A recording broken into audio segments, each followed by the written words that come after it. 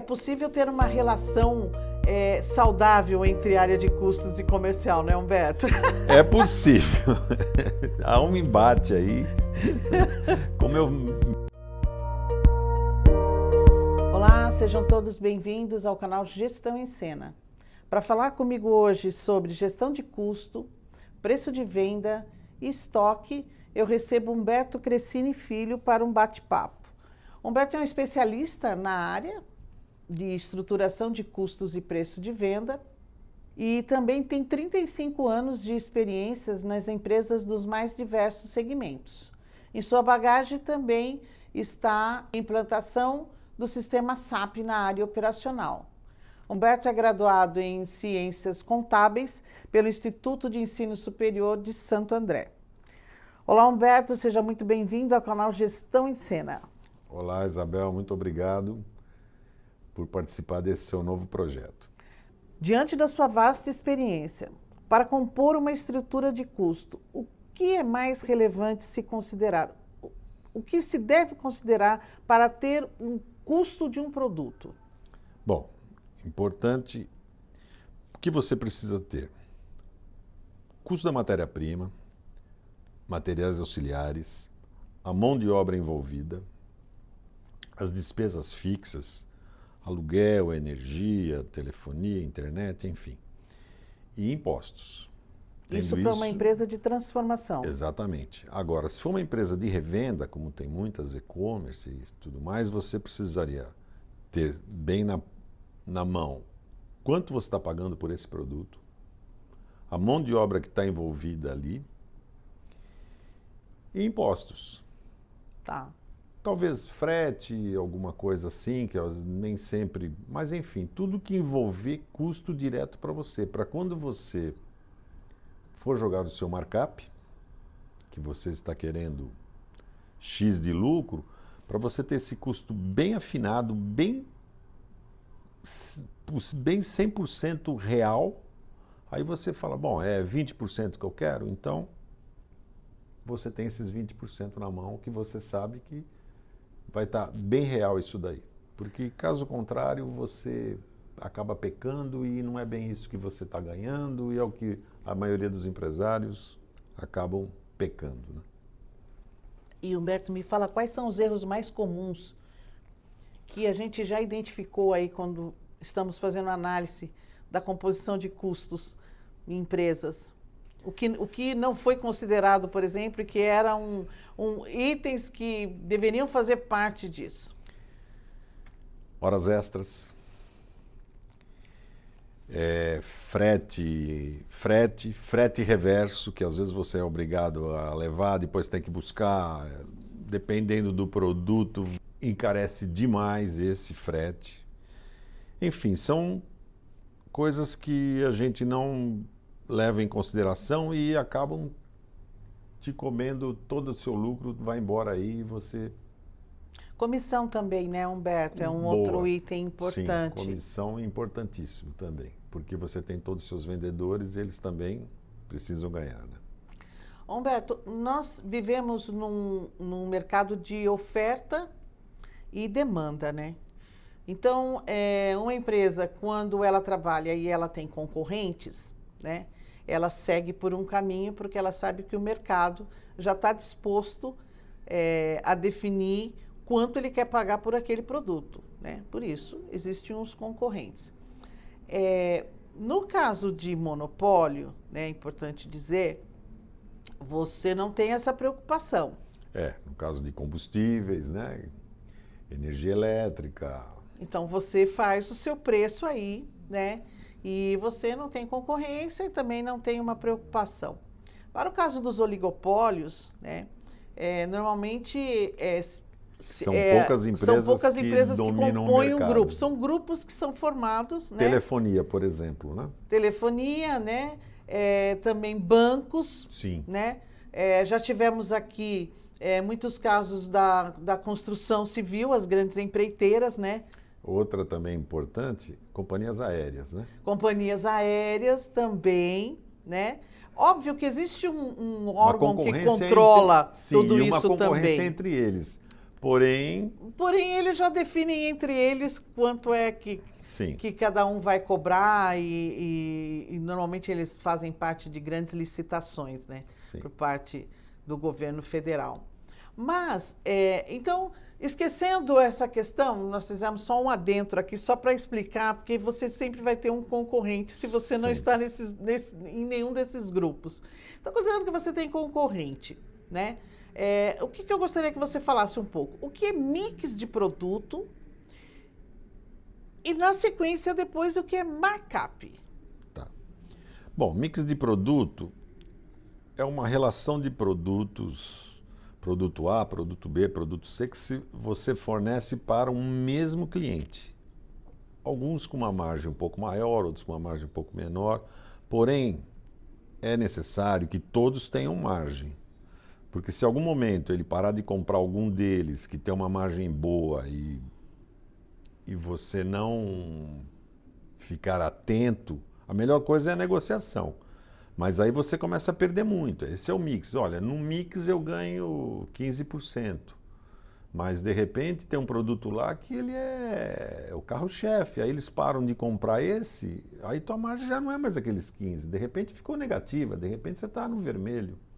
E aí complica tudo. Então a melhor coisa é a negociação diretamente com o cliente. Markup, né? Como é que se chega nesse markup? Também considerando que você vai ter concorrência, tá? Sim. O markup é assim, você tendo o custo bem na sua mão, você tendo bem certeza do que está custando para você, aí, por exemplo, olha, eu quero 20% de margem, de lucro ali. Tá bom, perfeito. Mas você tem que olhar o mercado. O mercado vai absorver esse preço que você está colocando? Ele está muito acima, ele está muito abaixo? Se ele estiver abaixo e você tem certeza do teu custo e com 20%, você vai ganhar um monte de cliente, porque todo mundo vai correr para você. Porém, é bom ter certeza do custo que você tem lá. De repente, não é bem esse custo que você está achando, né? E aí onde normalmente os empresários pecam. Mas esse é o importante, é ter o custo na mão e uma margem boa para você sobreviver a empresa e cada vez investir mais e ir aumentando novos cargos de trabalho e assim por diante, né? Eu sempre faço provocações aqui, quando eu entrevisto, né? Nós sabemos da importância de uma área comercial dentro de uma empresa, né? Ela é que faz acontecer. Ela é que gira, né? A roda. Ela é que traz os pedidos, é ela que faz acontecer. Mas sempre existe um conflito aí entre área comercial e área de custo, né? Custos e orçamento, normalmente é a definição. Por quê? Porque é claro que a área comercial ela tem interesse em fechar o pedido com um valor que ela já negociou, né, com esse cliente.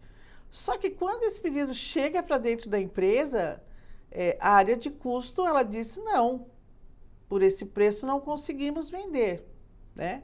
Então, eu te falo isso porque às vezes é até velado esse conflito, né? E às vezes tem um mediador no meio de tudo isso, nem muito para um lado, nem muito para o outro. Então eu digo para você assim, olha, você considera que a área de custo, ela é uma área guardiã desse processo para que a empresa tenha certeza que ela está vendendo um produto e que ela tem retorno sobre essa venda lá no final, na última linha, que é o lucro? Sim, eu acho que a área de custos é a primordial, porque não adianta, vendas quer vender, eles têm as metas, né? As famosas metas, né? Preciso vender isso porque, né, a minha meta é tal e tal. Eu vou contar um caso de meta já já.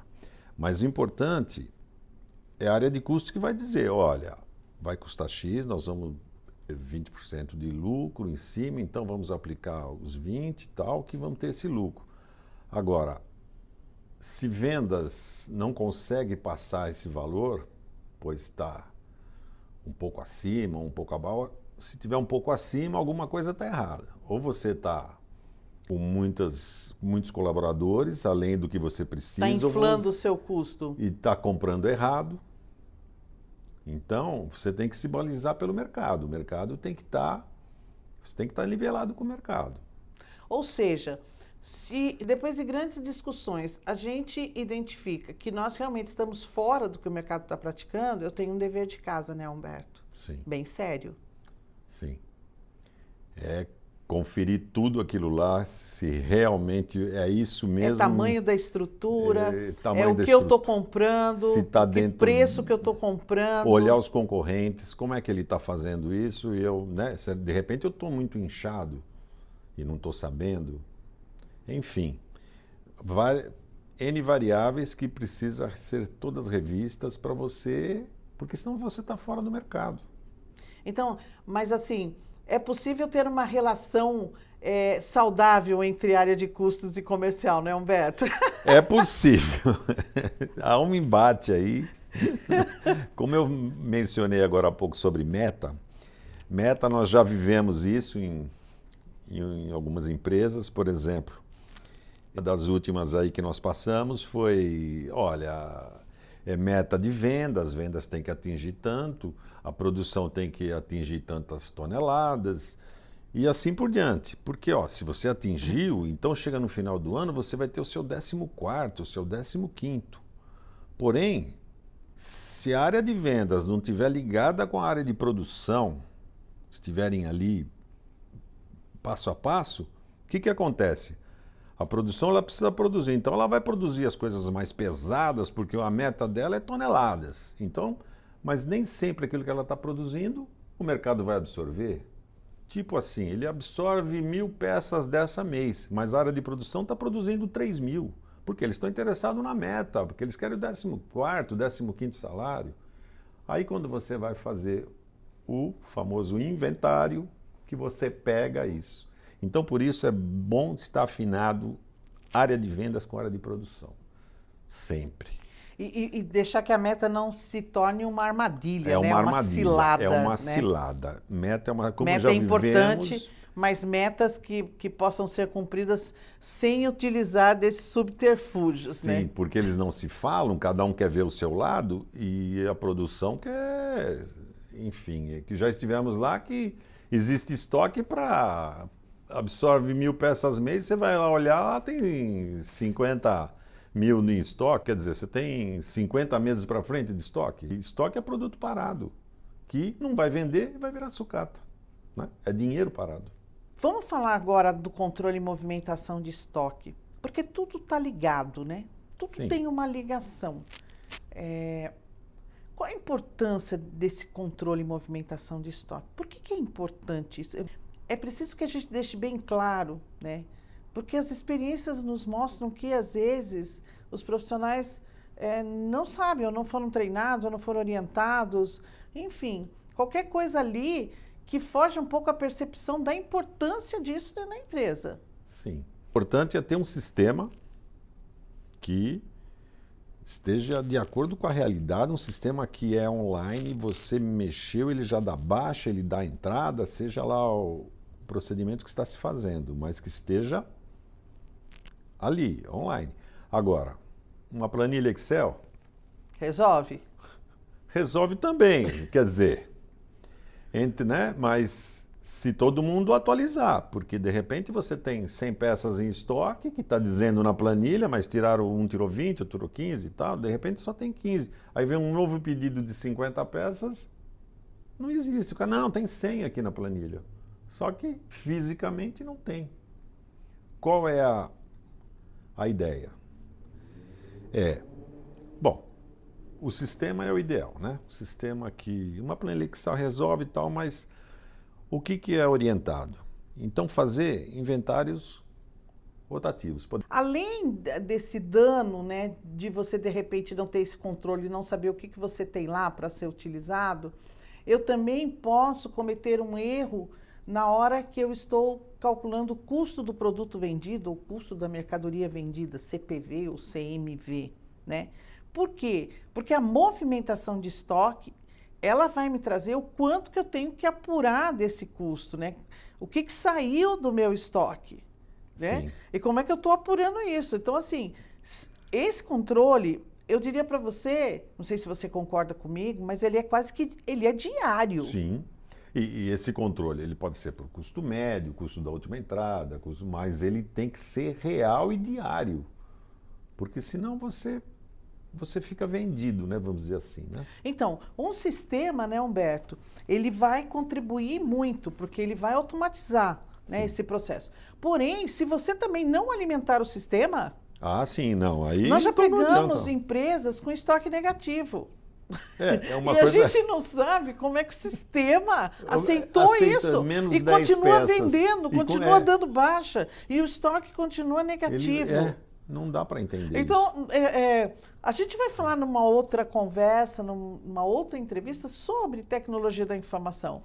Mas é preciso, né, que a gente já deixe aqui, né, Humberto, a importância de quando você está colocando uma ferramenta nova, né, uma ferramenta tecnológica nova na sua empresa, que você tenha ciência de que se for um ERP, né, um sistema que abrange tudo, a importância de um cadastro lá dentro de informações e treinamento do pessoal. Isso é de suma importância. Porque senão também não vai senão adiantar. Não vai resolver. Porque vai às vezes nada. você tem a melhor ferramenta do mundo, mas não é alimentado, não vai resolver nada. Então, eu queria deixar bem claro isso, porque a planilha Excel resolve. Sim, ela resolve. Não há justificativa para você não ter gestão. Sim. Nunca haverá justificativa para não se ter gestão, que é o monitoramento, que é o controle. Tá? Sempre é possível haver controle. De uma forma mais doméstica, vamos dizer assim? Sim, desde que você tenha o comprometimento, né, de atualizações dessa planilha. E se for no sistema, que também você alimente esse sistema para que ele possa gerar relatórios periódicos ou mensais dizendo a você o que aconteceu no seu estoque. E o importante é que o sistema ele dá avisos, por exemplo, olha, meu estoque mínimo acendeu a luz, para esse produto acendeu a luz, eu tenho X, então eu preciso comprar. E tem outros que estão... Tem pouca saída, né? Tem pouca saída, tem muito, então breca-se as compras desses produtos, né? Tenta rever preço, de repente você faz uma promoção para dar uma limpada também, porque estoque é dinheiro parado. É dinheiro parado. Então isso é importante. O sistema eu acho que hoje é fundamental. Depende do volume do seu estoque, né? Sobre a questão de inventário. O inventário normalmente nas empresas é feito uma vez por ano. Normalmente se faz nas férias coletivas, final de ano, onde praticamente tudo dá uma parada, né? Nesse período entre Natal e Ano Novo, enfim. Mas resolve, perfeito. Mas o que eu indicaria? Inventários rotativos. E o que seria isso? O inventário rotativo seria assim. Olha, vamos supor que você tem um estoque muito grande de ferramentas. Então, fala, olha, essa semana aqui nós vamos fazer inventário de alicates e martelos. Amanhã vamos fazer os alicates. Então, só alicate. Todo mundo vai lá e conta seus alicates e ajusta o sistema. Está perfeito? Perfeito. Então, alicate você sabe que está legal. Dia seguinte ou semana seguinte vamos fazer martelos e assim por diante. Fazer rotativos. Por quê? Não mexe com o processo da empresa, a empresa continua com vida normal. Então você pega pequenos lotes e vai ajustando. Principalmente esses produtos que normalmente costumam dar problema, né? Então é esses que você tem que ficar mais de olho, onde tem muita movimentação. Isso é importante.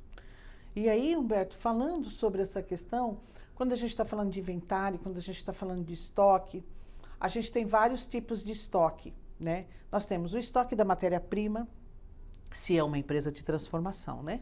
Ela compra matéria-prima para transformar em outra coisa. Os materiais auxiliares, né? Ou estoque do produto, né? Se ela revende. Sim. Materiais auxiliares. Nós temos o estoque em poder de terceiros. Isso é importante também, tá? Né? E nós temos o estoque de produto acabado, que nós já vivenciamos também algumas questões assim, e é importante que a gente fale aqui. Quando você produz, né, você está com o seu produto pronto, última semana do mês, tá? por algum motivo o cliente disse, me fatura isso só na primeira semana do mês subsequente. Porque ele tá? também quer Porque ele acertar também o resultado quer dele, ter, né? um resultado lá melhor. Tudo bem, é estratégia de um lado, estratégia do outro.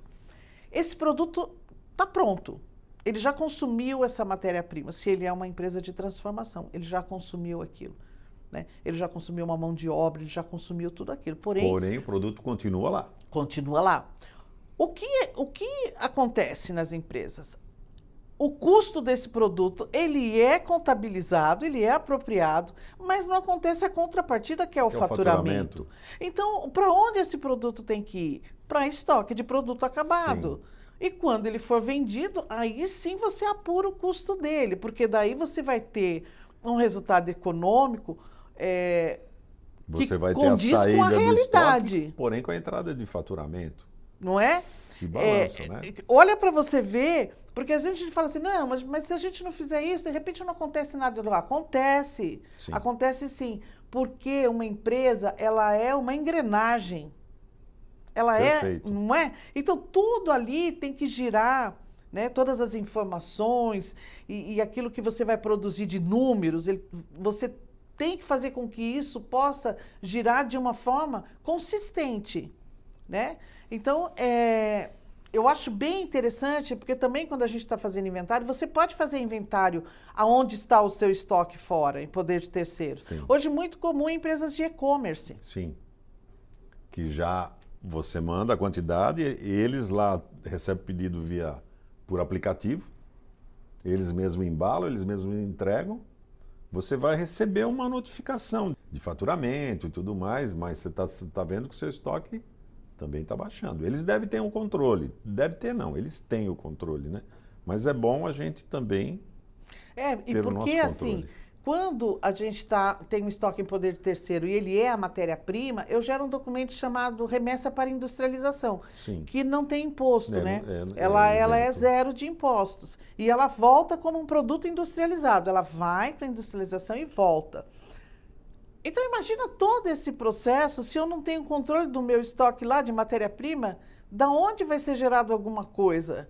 Nós já passamos por isso, inclusive fomos no fornecedor que ia fazer esse processo. Transformava esse produto, né? E nós chegamos lá, que eles chamavam de gaiolas, e na gaiola do nosso cliente o estoque era zero. E a empresa que nós representávamos, eles não sabiam quanto que aquilo...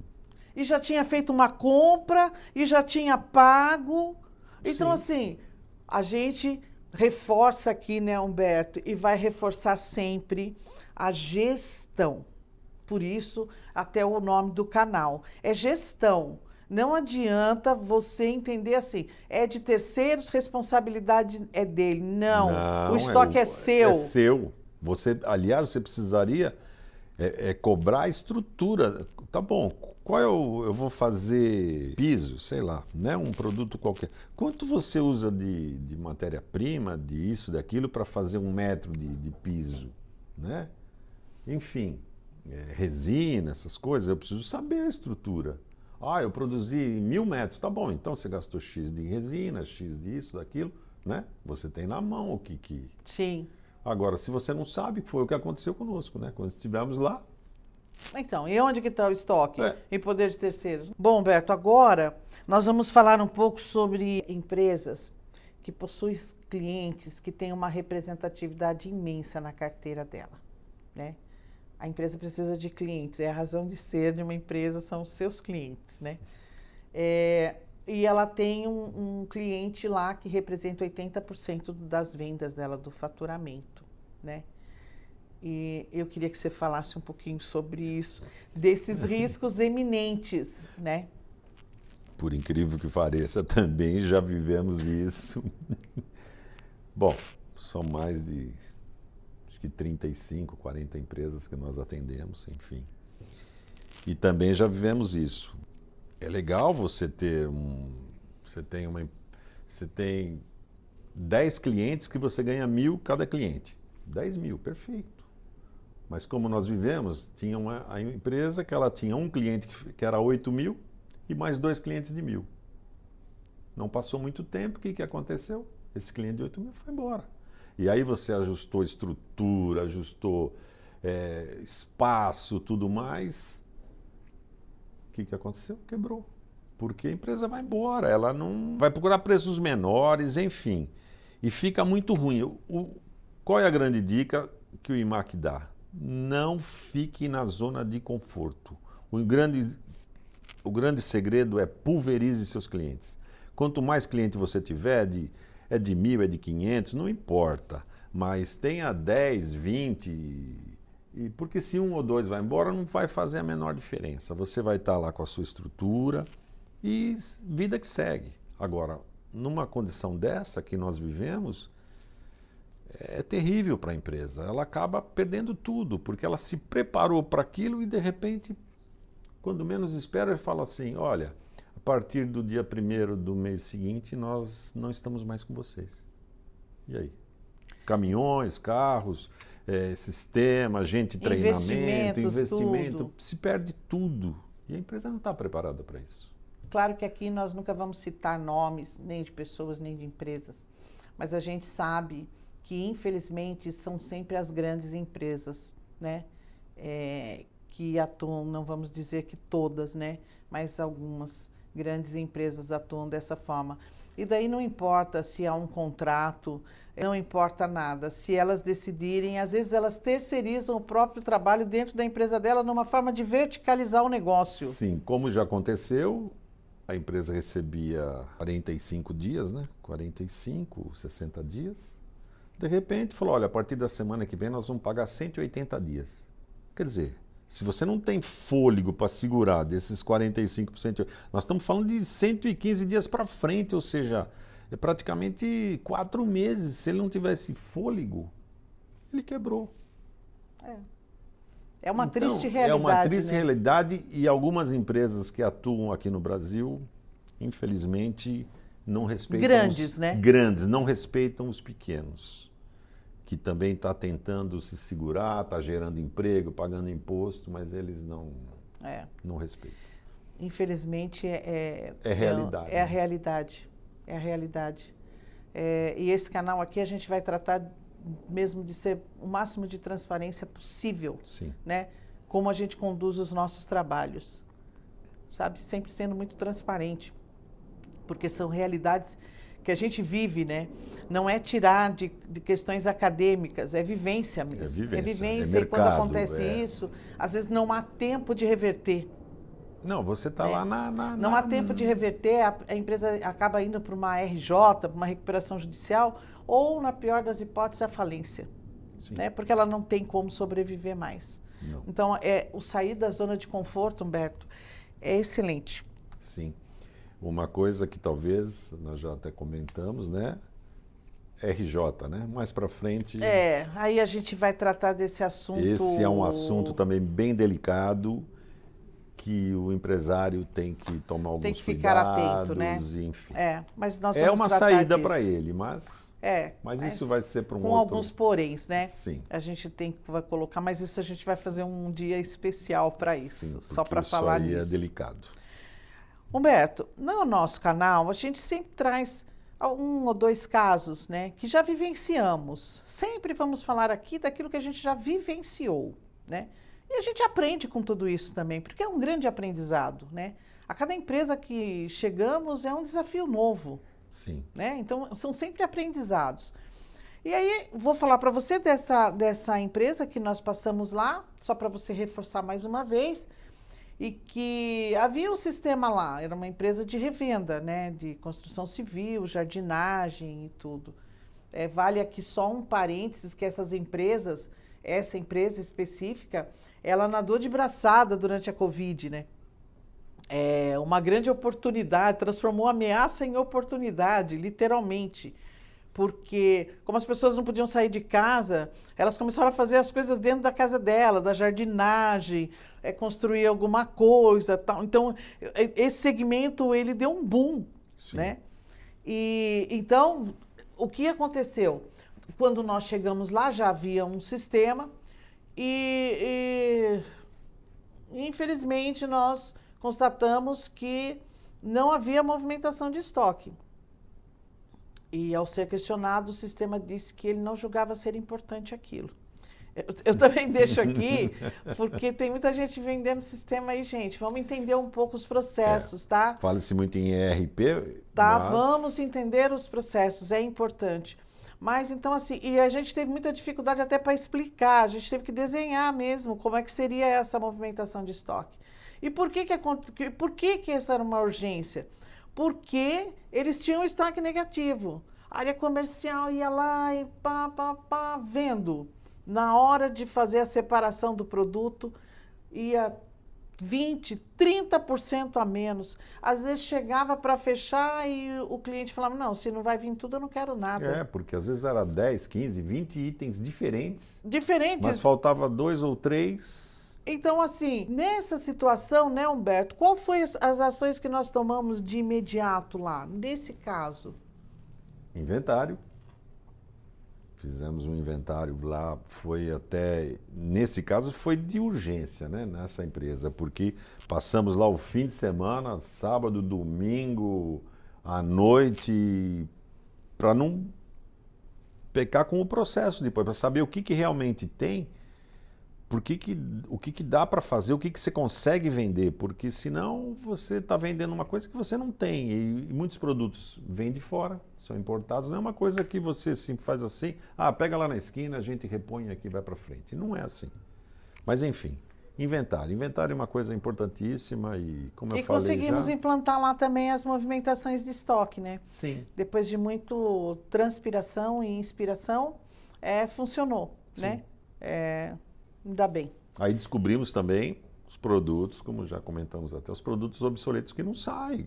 Nossa, mas tem... Nossa... Produto com avarias. É porque... E ninguém sabia. Produtos com avarias, que aí você tem o frete reverso, né? Porque você comprou uma coisa, você quer aquela coisa funcionando inteira, né? E no segundo caso, que eu vou trazer aqui, é para falar sobre uma empresa que também nós atuamos e que ela recebeu um orçamento, né, para desenvolvimento de um produto novo.